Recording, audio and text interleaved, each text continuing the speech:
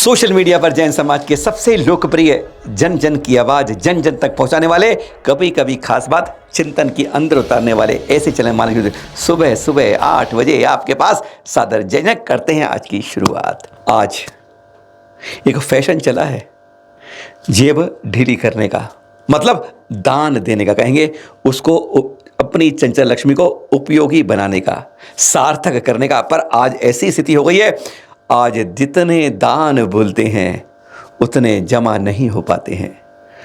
राशि लाखों से करोड़ों पहुंच जाती है, लेकिन जब आती है तो कई जगह तो कहा जाता है, जो कमेटी आती है 30-40% ही कलेक्ट हो पाती है। घोषणा करते हुए माला मिल जाती है, सम्मान हो जाता है, पर जानते हैं आप उस माला और सम्मान के बाद जब राशि जमा नहीं होती है तो इतना ज़्यादा पाप कर्मों का उदय आता है, ये मत सोचिए अगले जन्म में इसी भव में वह शुरू हो जाता है। और कितना रुलाता है यह जिसने नहीं दिया, उसके एक बार जीवन में असली में झांक कर देख लीजिएगा।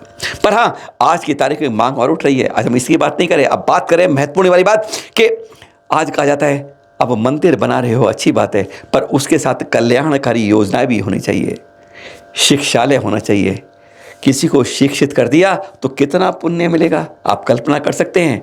चिकित्सालय होना चाहिए, चिकित्सा किसी को मिल गई, किसी की जान बच गई, स्वस्थ हो गया तो कितनी दुआएं उसकी भी जुड़ के आपके पुण्यों का अर्जन होता है। अब चिंतन सिर्फ यही शुरू होता है। अब सवाल यही है, मेरे पास चंचला लक्ष्मी ये है और उसका उपयोग मैं मंदिर बनवाने में करूं या वहां पर खुलवाने के लिए शिक्षालय और चिकित्सालय का करूं? हैरान की बात, मन किधर आता है? एक विकल्प यह आता है, कुछ लोग कहते हैं यहां करना चाहिए, एक विकल्प आता है उसमें क्यों करते हो, इसमें करो, बस खींचा खाची में सही अर्जन पुण्य का कहां होता है? यही सवाल लेकर पहुंचते हैं मुनि श्री प्रमाण से, उचित उत्तर उनके मुख से। दान श्रेष्ठ है, कौन सा ज़्यादा श्रेष्ठ है ऐसा मैं नहीं कहना चाहूँगा। जो प्रासंगिक है वो श्रेष्ठ है, समझ गए? जहाँ जरूरत ज़्यादा दिख रही है वो श्रेष्ठ है।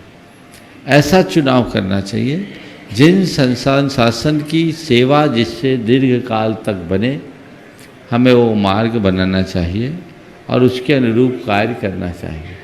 शास्त्र में 7 स्थान अपने धन के सद्व्यय के बताए गए, जहाँ अपना धन लगाकर जीवन को धन्य किया जा सकता है।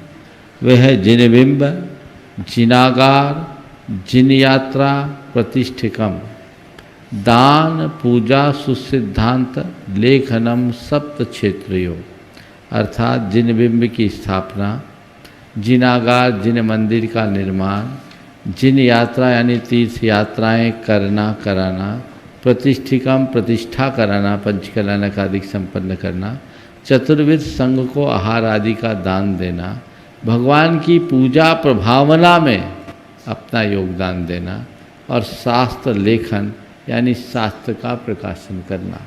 ये 7 क्षेत्र ऐसे हैं जिन्हें दान के क्षेत्र के रूप में अंगीकृत किया गया। यहाँ अपना द्रव्य प्रमुखता से लगाना चाहिए, क्योंकि ये सब के सब रत्नत्रय के पोषक हैं।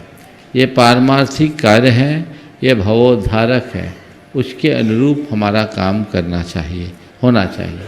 आने वाले समय में लोग जिन शासन की सेवा करते रहे, लोगों का भविष्य उन्नत हो, इस भाव से कोई भी उपक्रम करना अच्छी बात है। अब प्रायोरिटी प्रसंग के अनुरूप देखना चाहिए। मैं एक को बता दूं तो आप लोग हो बनिया, कहोगे महाराज ने जिसमें ज़्यादा फायदा हम उसको ही देखेंगे, दूसरे की तरफ देखेंगे ही नहीं।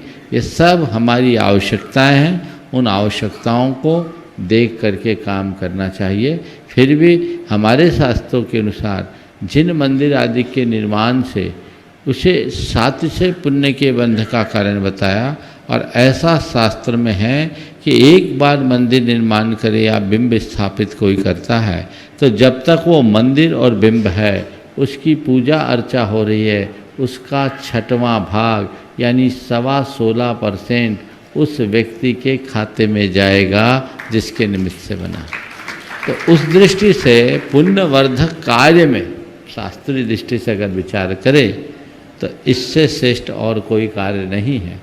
हम थोड़ा सा गोमटेश बाहुबली के सामने उपस्थित होकर ध्यान करें।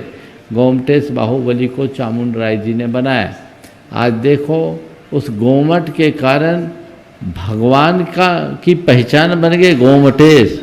1000 साल से अधिक हो गए बाहुबली भगवान को वहाँ विराजमान हुए। उनने अपनी कितनी हवेलियाँ महल बनाई होगी, उनके वंशजों का कोई अता पता नहीं, उनकी हवेलियों और महलों का कोई अता पता नहीं, पर गोमटेश बाहुबली 1000 साल से जिन शासन की यशा पताका फैला रहे हैं। इस बीच कितने शास्त्र लिखे गए, कितने ग्रंथ लिखे गए, कितने मुनि आचार्य हुए होंगे, वो एक तरफ, पर गोमटेश बाहुबली एक तरफ। तो हमें इन सब चीज़ों को व्यापकता से समझकर आवश्यकता अनुरूप कार्य करना चाहिए।